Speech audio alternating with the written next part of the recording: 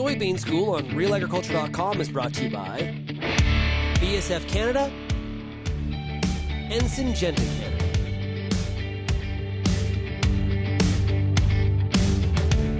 Hi, I'm Bernard Tobin. Welcome to the Soybean School. You know, in recent years, we've talked about soybean toughness and the growing reputation the oilseed is earning for its ability to persevere in difficult growing conditions, you know, especially in a tough spring. One of the big topics in eastern growing regions has been whether growers should plant soybeans before corn. In many situations, you know, growers are now giving the nod to soybeans. But what about Western Canada, especially in Manitoba, where canola is king? You know, does it make sense to plant soybeans first?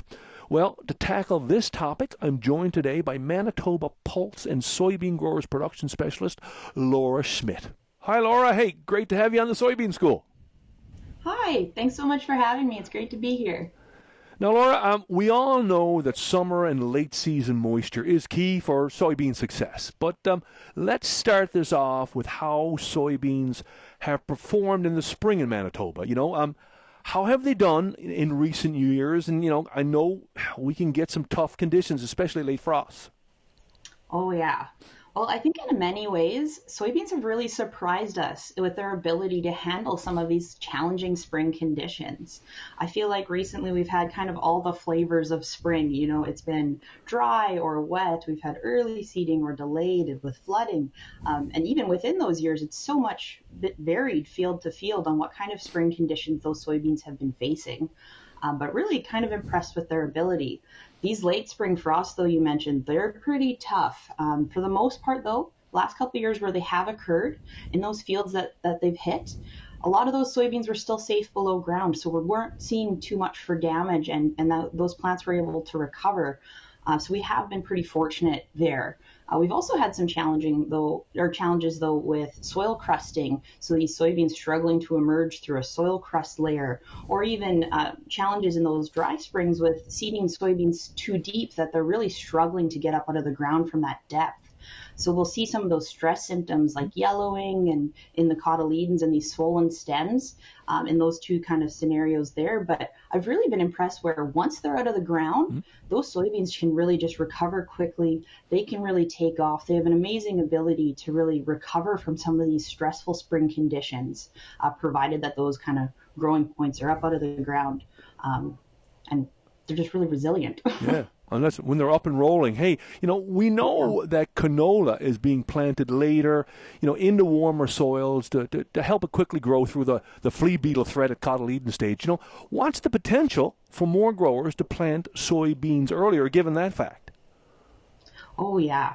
And so thinking about that, we've got some recent research on soybean seeding windows in Manitoba, which is really what I'm going to reference here. What it's been showing us is that soybean seeding window is pretty flexible in Manitoba, which is great news for this. So there have been two recent research studies evaluating these different seeding dates for soybeans across the province. One was led by Kristen McMillan. She's the NPSG U of M agronomist in residence. And the second was led by Dr. Ramona Moore at AFC Brandon.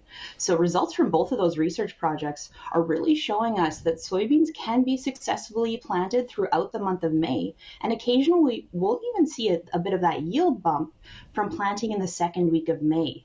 However, when we start delaying seeding to that fourth week of May or later, that's when we're really starting to see reduced yield potential. And this is pretty consistent with MASC yield data over the years too. We're seeing greater yield potential for those first 3 weeks of May, and then it's quickly dropping off as we hit that fourth week of May or into June. My only hesitation around that first week of May, though, is that risk of that late spring frost you mentioned. Yeah. So now we've decided that we can go a little earlier. If growers are going to plant soybeans early, you know, what do they need to consider? You know, let's talk about planting dates and conditions. You know, that can be tough to peg, but, you know, how early is too early and what's the danger? Okay, how early is too early? So a good rule of thumb for how early is too early, that would be to aim to seed within 2 weeks of your average last spring frost date for your region. So we've got this map here of some of that frost risk on average. So that's from Manitoba agriculture weather data over the years. And then also next to that, we've got some of these symptoms you might see if those soybeans do hit those get hit by one of those late spring frosts in that area. But if these soybeans are up and out of the ground and that frost occurs, there's a risk of injury. They can tolerate some cool air temperatures for a few hours if they've had a chance to harden first, but that risk remains from that spring frost. If the frost kills the plants below those cotyledons, like when they're at that hook stage just coming out of the ground, as those soybeans are emerging, those plants won't be able to recover. So that's important to consider. And we saw this with Kristen's research too with seeding dates. Those very early seeding windows in the first week of May, that was pretty risky, where late spring frost did occur in 2 years of her study. And this caused lowered plant stands, and it also even caused yield reductions in a few cases where those sites were hit by frost. So take a look at this map of your area's average date of last spring frost and aim to seed within 2 weeks of that. So those soybeans are still safe below ground when that hits, and they can emerge pretty quickly after that. Laura, what about a thing like seed size? Is it a factor in toughness at planting? Well, first of all, just using good quality seed is just going to start you off so much better than something where you're maybe not sure about the quality there. Just getting that crop off to a good, strong start. So actually, one of those studies, Dr. Moore's study at Brandon, also conducted some research recently to ask that question: do these seed-related factors influence the actual success of our soybean germination? So she was looking at all kinds of things, including seed size, but also the conditions that seed was grown under. So if you were growing that soybean seed under a drought, does that impact my next year's ability to succeed? Kind of stuff like that. And there was also a bunch of other factors.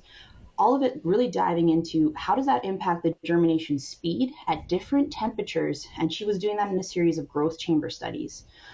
So we do want to do a little bit more into this in terms of taking that to the field. But from those growth chamber studies, ultimately, temperature, of course, had the biggest effect on germination. But what was interesting is as these soybeans were put into cooler and cooler conditions, it's a little bit more, tougher and tougher conditions, some of those seed quality factors started to have a bigger impact.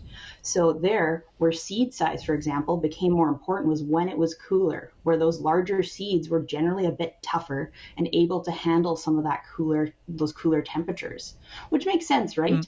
You got a bit of a larger seed, it's going to have a few more resources it can draw on than that smaller seed.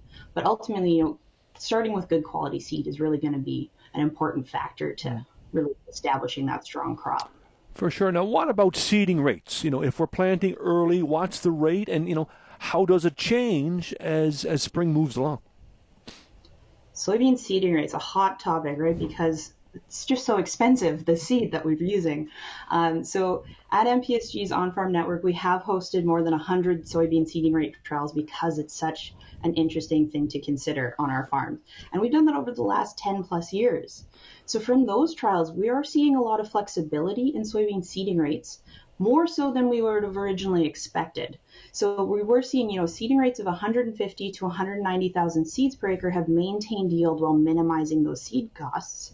But when we're thinking about seeding soybeans earlier into some of these tougher conditions, we do want to establish a strong crop and we are putting them into a more challenging scenario in some of those cases. So in that instance, I think we want to stay on the upper side of that seeding rate range. We're not seeing that benefit of going above 190,000 seeds per acre in those scenarios, but we do want to stay on the upper end of that range, so we're still getting those ideal living plant stands of 140 to 160,000 live plants per acre, and that's really our target to maximize soybean yield in Manitoba. And then considering, as that spring progresses, in those late planting scenarios, there we're really considering the economics, of that seeding rate. Does it actually provide a return on investment to put the same number of seeds in the ground?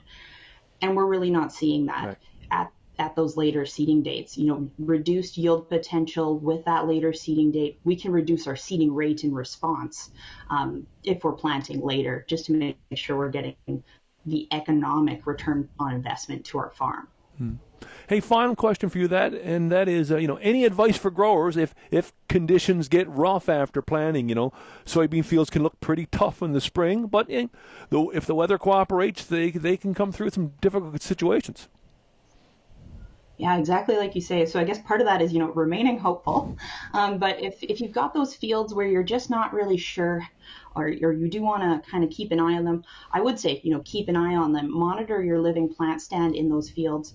Take out your hoop, take some plant counts. What do you actually see for potential in that field where you're concerned? Because these soybeans, they do have this amazing ability to compensate with branches later in the season. They'll really fill out, especially with newer varieties in recent years. We're seeing a lot of potential to really be adapted to our Manitoba conditions here. So if your plant stand's looking fairly even in the field, you're seeing a plant population above 120,000 plants per acre, there's a lot of potential there. You're within 90% of maximum yield potential based on the research that's been conducted here.